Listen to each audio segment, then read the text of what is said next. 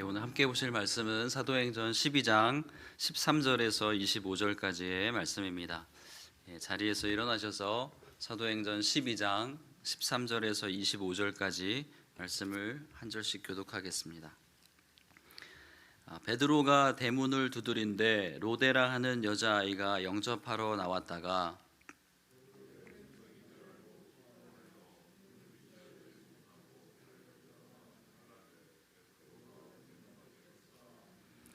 그들이 말하되 내가 미쳤다 하나 여자아이는 힘써 말하되 참말이라 하니 그들이 말하되 그러면 그의 천사라 하더라.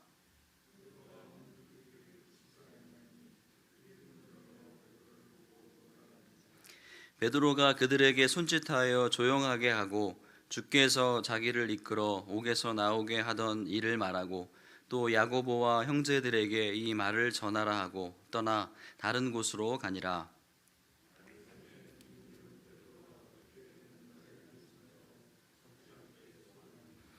헤롯이 그를 찾아도 보지 못하매 파수꾼들을 신문하고 죽이라 명하니라. 헤롯이 유대를 떠나 가이사랴로 내려가서 머무니라.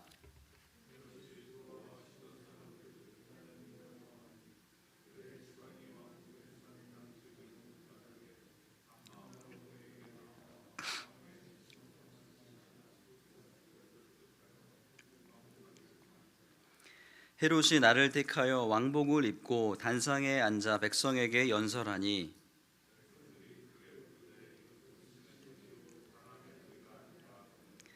헤롯이 영광을 하나님께로 돌리지 아니하므로 주의 사자가 곧 친히 벌레에게 먹혀 죽으니라. 함께 읽겠습니다. 바나바와 사울이 부조하는 일을 마치고 마가라 하는 요한을 데리고 예루살렘에서 돌아오니라. 아멘. 자리에 앉으시겠습니다. 한 번쯤 들어보셨을 법한 예화로 말씀을 시작하겠습니다. 미국 중서부 지방의 어느 작은 농촌에서 일어난 일입니다. 어느 해 오랫동안 가뭄이 지속되었습니다. 사람들은 어떻게 해야 할지를 몰랐고 모든 농작물이 다 들어가고 땅바닥이 갈라지는 등 문제가 점점 심각해졌습니다. 그래서 그 지역 교회들이 하나가 돼서 비가 오기를 바라는 기도 모임을 열기로 했습니다. 정한 시간에 기도 모임을 하기 위해서 많은 사람들이 모였습니다. 많은 신도들이 교회를 가득 메웠고 그리고 맨 앞줄에는 어린 소녀가 한 명 앉아 있었습니다. 성도들은 한 마음으로 비가 내리기를 간절히 기도했습니다. 기도 시간이 얼마나 지났을까요? 마침 하늘이 캄캄해지고 비구름이 몰려오더니 금세 소낙비가 내리기 시작했습니다. 사람들은 하나님께 감사하며 기뻐하면서 이제 집으로 돌아가야겠다고 생각했습니다. 그런데 사람들은 교회 현관문 앞에서 난감해했습니다. 아무도 우산을 챙겨오지 않았기 때문입니다. 하지만 맨 앞줄에 앉아서 기도하던 어린 소녀는 우산을 준비했습니다. 하나님께 기도하러 나아가니 하나님이 꼭 응답하실 것이라는 확신이 있었기 때문입니다.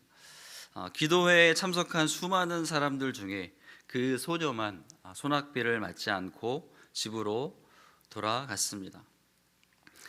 비를 내려달라고 기도하러 갈 때에 우산을 준비해온 그 어린 소녀의 행동이야말로 기도에 응답하실 하나님에 대한 진정한 믿음의 행동입니다. 오늘 본문 속에도 어쩌면 비가 오게 해달라고 기도하는 모임에 참석했지만 우산은 챙겨오지 않은 사람들과 비슷한 처지의 사람들이 등장합니다.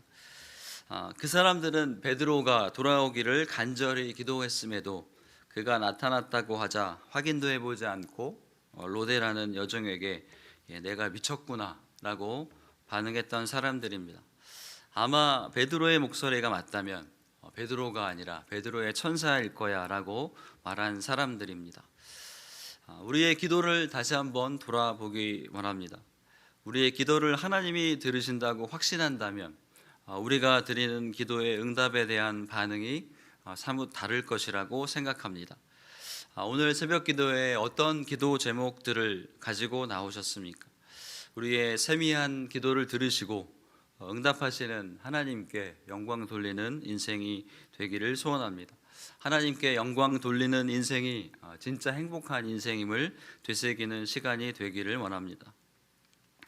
지난 시간에 나눈 대로 베드로는 참수형을 당하기 바로 전날 밤에 기적적으로 구출되었습니다. 깨닫고 보니 꿈이 아니라 생시였습니다.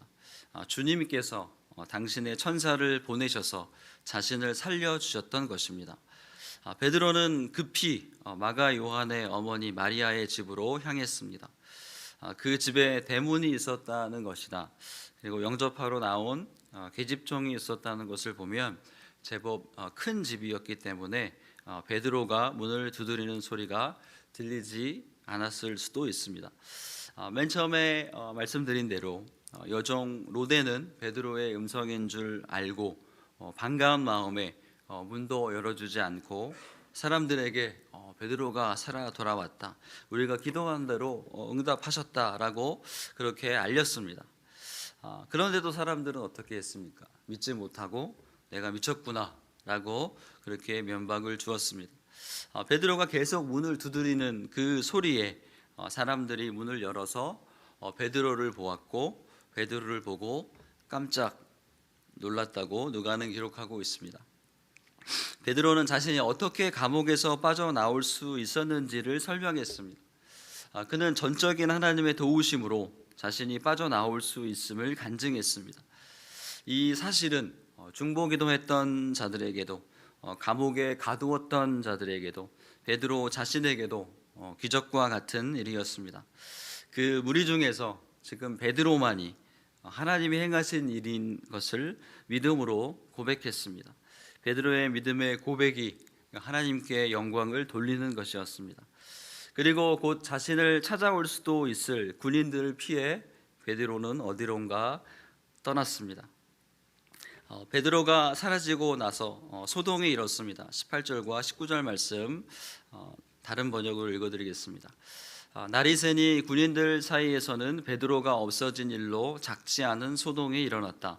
헤롯은 샅샅이 찾아보았으나 베드로를 찾지 못하고 경비병들을 문총한 뒤에 명령을 내려서 그들을 사형에 처하였다.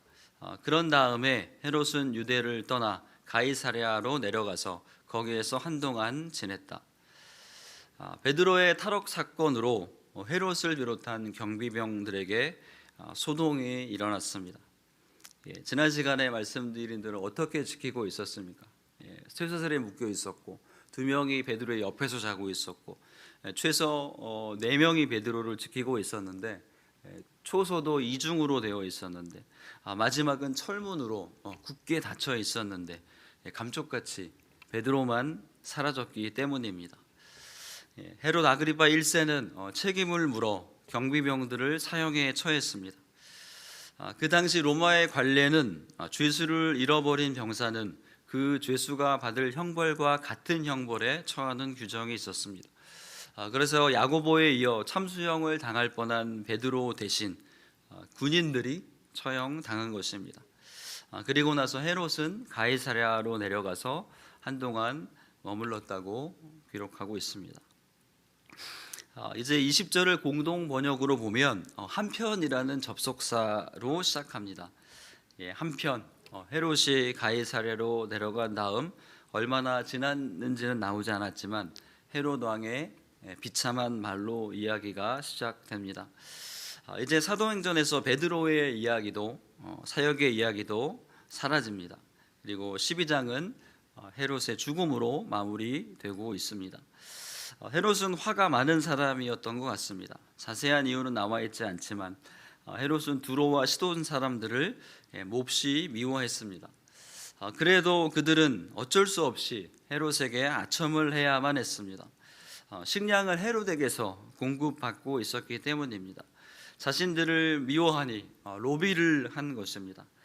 블라스도라는 권력자에게, 여기서는 침소를 맡은 자로 나왔지만 그만큼 권력에 있는 블라스다라는 사람에게 식량을 원활히 공급받기 위한 조치를 취한 것입니다. 21절, 22절 말씀을 세 번역으로 읽어드리겠습니다. 지정된 날에 헤롯이 용포를 걸쳐 입고 왕좌에 좌정하여 그들에게 연설하였다. 그때의 군중이 신의 소리다, 사람의 소리가 아니다 하고 외쳤다. 유대 역사가 요세푸스의 기록에 의하면 이 연설은 황제의 영예를 위한 절기에 행해진 것으로 되어 있습니다. 아마 황제의 생일이었거나 흔하지 않은 어떤 절기였을 것으로 추정이 됩니다. 또 요세푸스는 헤롯의 왕복이 햇빛에 반짝이는 은으로 만들어져 있어서 군중의 환호를 불러 일으켰다는 내용을 유대 고대사라는 책에서 제시합니다.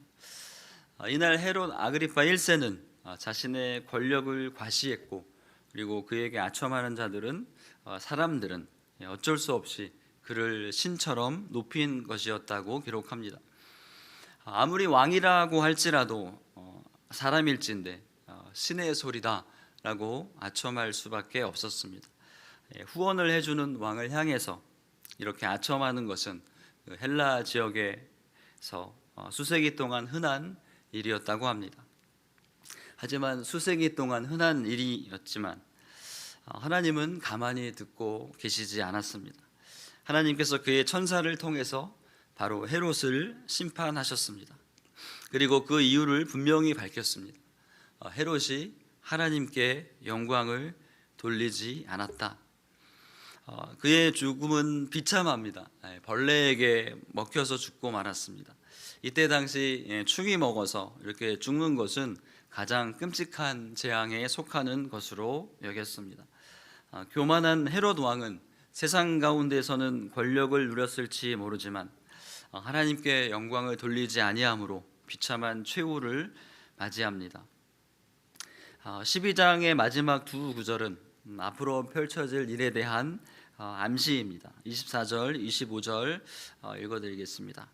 하나님의 말씀이 점점 더 널리 퍼지고 믿는 사람이 많아졌다. 바나바와 사울은 그들의 사명을 마치고 마가라고도 하는 요한을 데리고 예루살렘에서 돌아왔다. 세상의 역사는 권세 잡은 자에 의해 만들어지는 것 같지만 하나님께서 이끌어 가십니다.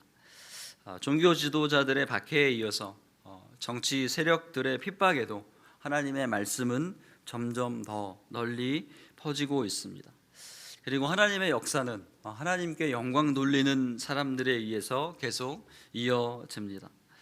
누가는 25절을 통해서 이제 바울과 바나바가 믿음의 바통을 이어갈 것이라는 복선을 둡니다.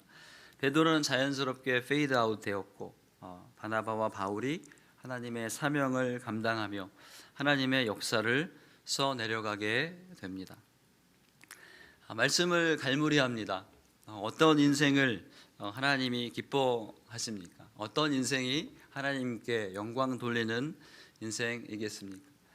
가난하거나 부여하거나 어떤 상황에 처할지라도 그곳에서 그 상황에서 하나님께 영광 돌리는 사람을 기뻐하실 줄 믿습니다. 비천하게 살 줄도 알고 풍족하게 살 줄도 알아서 어떤 경우에도 하나님을 예배하는 자를 기뻐하실 것입니다.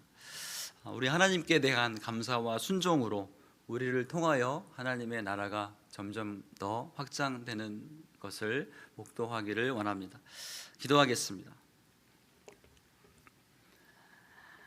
만왕의 왕이신 주님, 우리의 작은 인생을 통해 크신 하나님만이 영광 받아 주시옵소서. 날씨가 많이 춥지만 주님께 기도의 제목을 가지고 중보의 마음으로 나오신 한 분 한 분을 축복하여 주시옵소서. 이 시간 우리가 드리는 기도가 하나님의 뜻에 합당한 기도가 되게 하여 주시고, 우리의 중보 기도를 통해서 고난 가운데, 육체적 질병 가운데 있는 분들에게 위로와 회복이 되게 하여 주시옵소서. 이번 주일 또 다음 주 월요일까지 기온이 많이 떨어지고 눈이 많이 올 예보가 있습니다.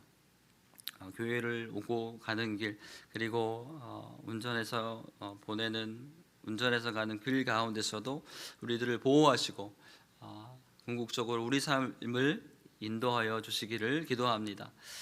지금까지 우리에게 베풀어 주신 하나님의 은혜에 감사드립니다. 마땅히 받은 것이라고 생각하는 교만을 없애주시고 하나님이 하셨습니다라고 고백할 수 있는 겸손한 마음을 허락하여 주시옵소서. 온 땅의 주인이신 하나님께만 소망을 두시는 한 분 한 분이 되게 하여 주시옵고 이 모든 말씀을 우리의 구세주 되시는 예수님의 존귀한 이름으로 기도드렸습니다. 아멘.